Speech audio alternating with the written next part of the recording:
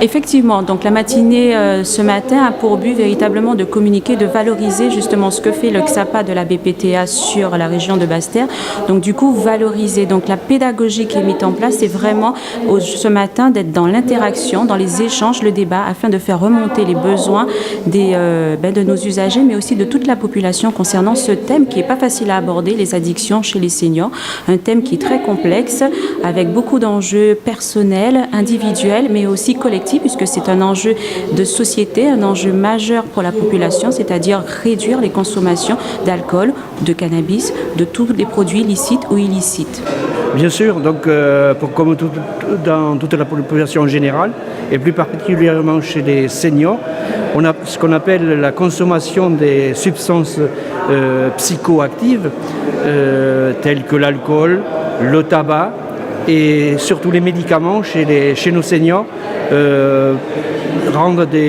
entraînent parfois des pathologies, enfin des maladies assez importantes. Non, c'est une méconnaissance parfois et certainement un déni parce que donc chez les seniors on peut avoir, il y a deux formes si vous voulez.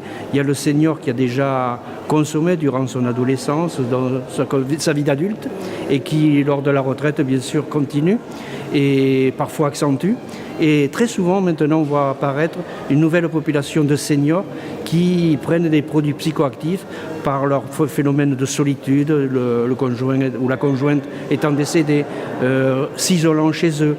Donc un problème de communication principalement. Non, la Guadeloupe n'est pas particulière, hein. Donc c'est toutes les populations, mais c'est disons que l'alcoolisation et la consommation de produits psychoactifs chez les seniors est peut-être certainement en augmentation. Et je ne voudrais pas oublier aussi une addiction très particulière chez les seniors. Et c'est quand on a du temps de libre, quand on a un peu d'argent, c'est la pathologie, c'est l'addiction comportementale au jeu. Oui, bien sûr, c'est très important pour d'abord sensibiliser, informer et parfois pour drainer les personnes qui ont besoin d'accompagnement vers notre structure. Voilà, exactement. Moi, je crois qu'il faut aller plus loin. C'est pour ça que nous sommes là. Nous sortons de nos murs et nous faisons des séances d'information. On le fait pour les seniors, on le fait dans l'éducation nationale vers les jeunes.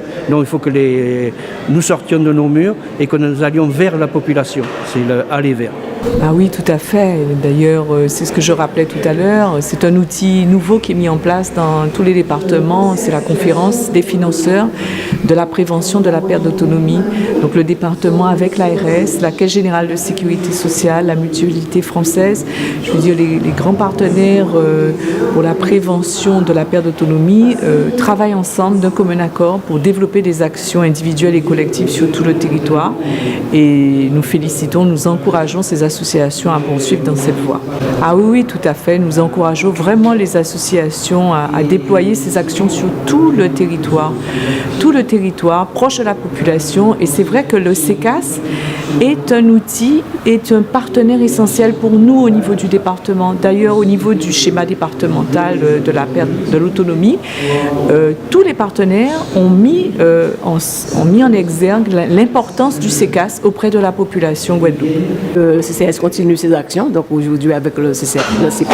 Nous avons voulu motiver les personnes âgées au niveau de l'addiction. Donc effectivement, sur le terrain, nous rencontrons beaucoup de personnes âgées qui ont ce problème d'alcool. Donc c'était pour trouver une solution aussi, et avec tout le conseil départemental, c'est pas ainsi bien que le CS, quelle solution que nous pouvons porter sur le terrain pour éviter que ces personnes-là entrent dans l'addiction de l'alcool. Oui, tout à fait, nous sommes obligés de le faire, puisque comme vous le savez, le département de la Guadeloupe deviendra un deuxième département le plus âgé.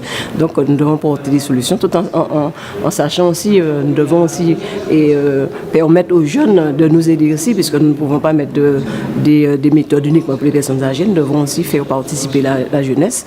Et je pense qu'au niveau de Saint-Claude, nous devons aussi intégrer la jeunesse que nous avons universitaire, que nous avons au niveau de la ville, et pour nous permettre aussi de porter un plus pour nos aînés.